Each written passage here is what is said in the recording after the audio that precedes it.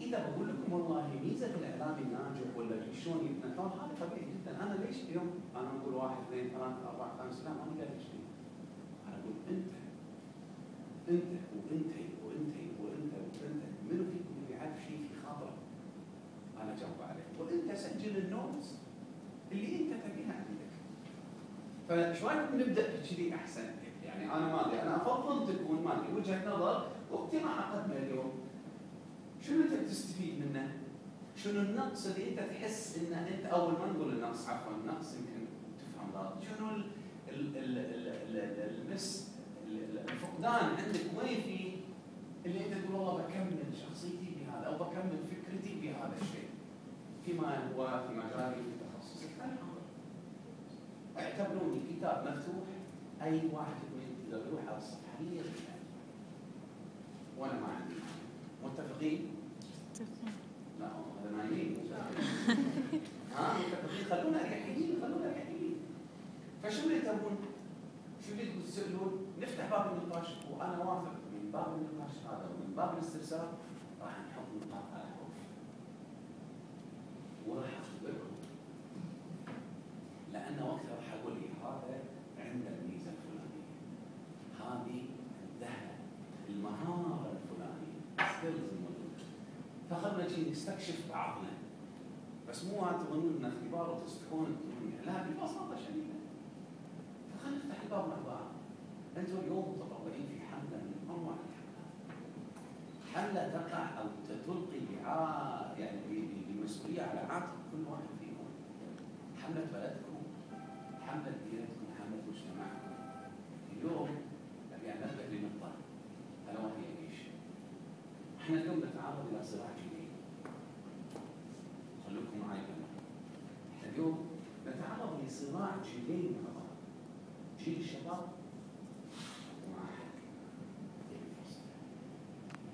وجيل الكبار اللي عندهم خبره كبيره، اللي حاسين ان لا احنا ما لنا بينا، احنا موجودين، احنا الخبره ومعاهم حق. بس لازم يفهمون ان دوره الحياه جيل يسلم جيل يسلم جيل. محمد انت قبل 10 سنين وين كنت؟ الجامعه. يعني كنت طالب. اليوم انت وين فيه؟ موظف، يعني تؤدي دور مهم جدا في مجتمعك، صح ولا لا؟ اذا هذا التسليم مرحله. احنا بدينا اطفال صغار، بدينا لا نفقه، بدينا بصرخه بعد الولاده، وبعدين رحنا مرحله وراها الا وهي شنو؟ الرضاعه والحبي، وبعد ذلك المشي، وبعد ذلك كبرنا دخلنا مدرسه، صارت مرحله نطفه، بعدين مراحل المدارس المدرسيه من ابتدائي الى متوسط الى ثانوي بعدين جامعه، بعدين بدينا الحياه العمليه، صح ولا لا؟ ويمكن فينا احد لا تزوج وجاب عيال، صار رب اسره، وصارت والله العظيم يا شباب اني قبل 5 ايام كنت افكر في هذا الموضوع بيني وبين نفسي. كتب احد الاخوان قبل تشكيل الحكومه عندنا في الكويت،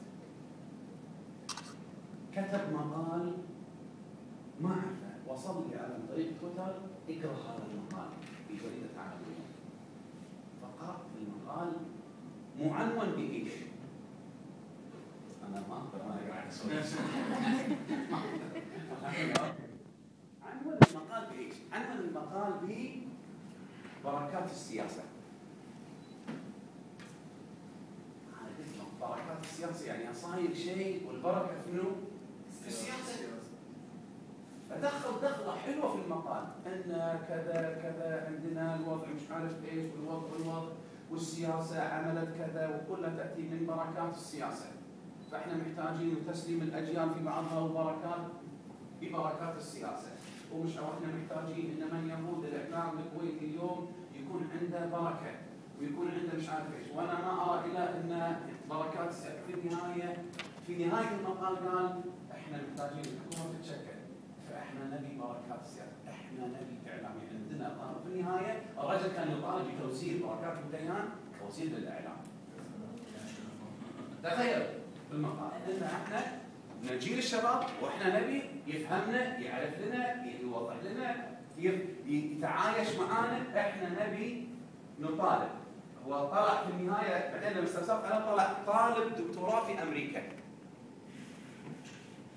هندسه، يدرس دكتوراه في الهندسه في امريكا، فطالب مطالبه ان كل الدول صار في ثورات شبابيه وخلاص الجيل يعني يعطيهم العافيه يحولون الى مستشارين ويخلون، لان هذا المستشار اليوم كم يعطيني سنه سنتين قدام بركاته بيعطيني 15 سنه لان شباب طاقه وياه وله طاقه يقدر يروح يرد يسوي. فاحنا يبغى الرجال راح اشتغل برا عمل حصل خبره عنده شهاده كذا كذا واتصلت في الولد طبعا طلعت هذا وين الولد مش عارف ايش اهتميت فيه طلعت منطقه اتصلت فيه هو بامريكا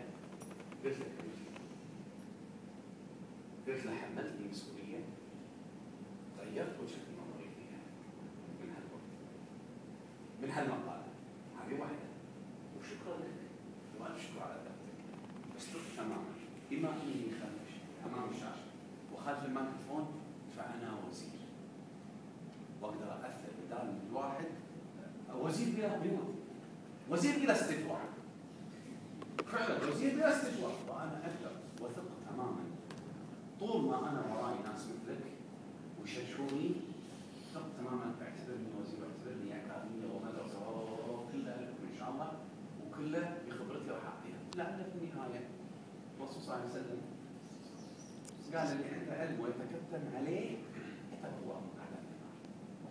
عدل ولا انا غلطان؟ عدل. فالعلم هذا كله بيطلع ولكن بعد هذا المقال بدا لغه الخطاب عندي تختلف.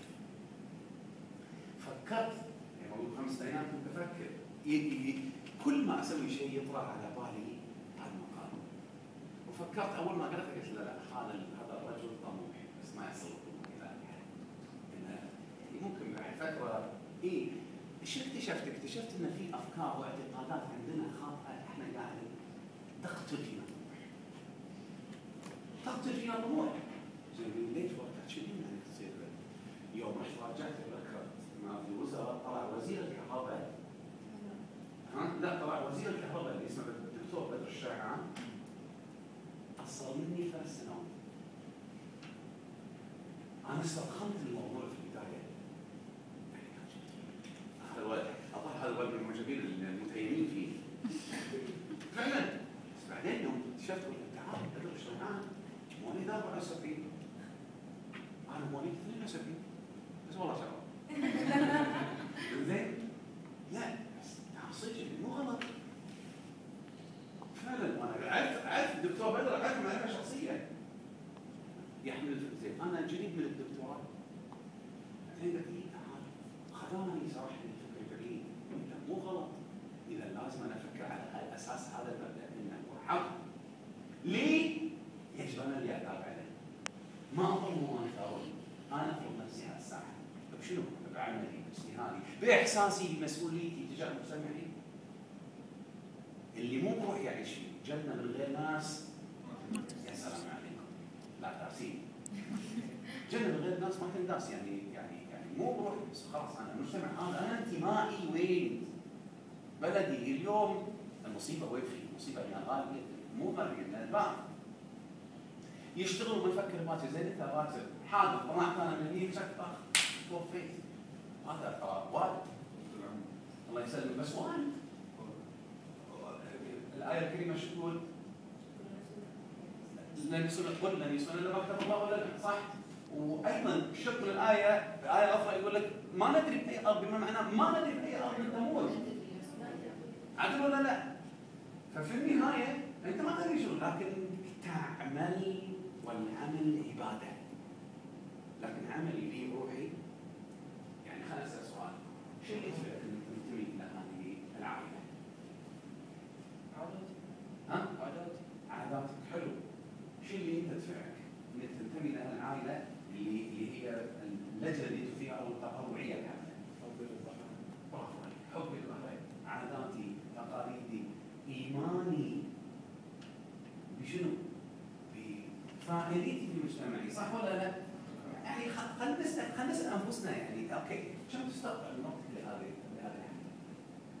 والله كل وقت كذا انا موظف فيها انت موظف ما شاء الله، لا نروح متطوعين عيال. كم منو فيكم يجاوبني من هالسالفه هني؟ سالنا سؤال هني، نسال سؤال هني. نص اليوم. نص اليوم؟ شو اللي يجبرك على نص اليوم؟ شنو عندك النص الثاني؟ النص الثاني جامعتي اهلي وصلت. شنو تخصصك؟ هندسة طيران. ما شاء الله تبارك الرحمن، يعني انا مو حي الله. عدل ولا لا يحتاج الى جهد، صح ولا لا؟ بس شو اللي دفعك ليش تتطوعين؟ مسؤوليتي تجاه مجتمعي. يا سلام يا سلام يا سلام، حلو احساسي بمسؤوليه تجاه مجتمعي. لان عفوا الاسم الكريم؟ بثينة. لان بثينه ونعم. لان بثينه تقول انا ادرس هندسه طيران، اي نعم، وانا بنت عائله واقدر واهلي صارفين اي نعم، لكن ايش فائدتي ما هندسه طيران من غير طيارات اشتغل عليها، من غير مجتمع احس فيه، من غير ما حد يقول لي برافو، من غير ما اقول والله تفوقت على فلان، عده اشياء. عن نفسي كمثل، والله انا ما اذكر يكون في شيء في الجامعه الا دخلت فيه. كل ما قالوا في شيء انا معاكم. خطط الجامعه، الحملات التطوعيه معاكم، يجمعت شهايد ما تتخيلونها. عندي دار بالبيت مليانه دروع، كل ما ادخل اقول ان شاء الله اذا بنيت بيتي بحط دروع الديوانيه عندي سويتها في قاعد ابشركم اخيرا من قاعد. زين؟ عندي مسوي مثل صالتي كلها تاريخ. ليه تكون فخور في نفسك بشكل مش تاريخ مزيف، لا، تاريخ ما تغفله عين. ليش؟ مثل ما انا في يوم من الايام جيت هي سويت ندوه، رحت البيت قلت الله هذا من البحرين. تاريخ باكر عيالي يحجون فيه، اخواني فخورين فيني، والدتي تدعي لي. فهذا هذول منهم هم مجتمعي اللي انا انتمي له، عدل ولا لا؟ فمن هالمنطلق لازم يكون فعاليه لكم. وبعدين تعالوا، ترى المطالب مو بالتمني وانما تقدمون غيابا. ولا انا غلطان؟ لا تنطرون شيء الى عندكم. وبعدين ترى احنا على فكره احنا اهل الكويت عندنا فكره احنا اهل البحرين اخواننا بشيء انهم كفو يشتغلون. كبير صغير ما عندهم شيء اسمه عيب ولا ما يناسبني، ما عندهم شيء. احنا كنا نضرب المثل فيه، نقول لهم شوف اذا بغينا نضرب مثل نشوف هذا البحرين. ما قال لا والله اضيفه، يعني بمعنى صح ما عندهم التفقد مع اهل الكويت. يعني يبي وزير، الا يبي مدير، الا يبي رئيس قسم، الا يبي لا اشتغل عادي بيدي حرفي. تدرون متى وعوا؟ توهم وعوا. توهم لما ضاقت عليهم الحياه، لما حسوا من بالفعل لا احنا ما نتركها لغيرنا. لا بدأوا يطالبون كوتوا شيلوا هالطباع، حطوا طباع كويتي، لا طباع مع كل احترام وتقدير لاخواننا المصريين ولا غيرهم من الجناسي العربيه، ولكن احنا اولى، عدل ولا لا؟ فبدأوا يحسون، بس خذوا العبره. لذلك انا اقول شنو اقول؟ لا تنظرون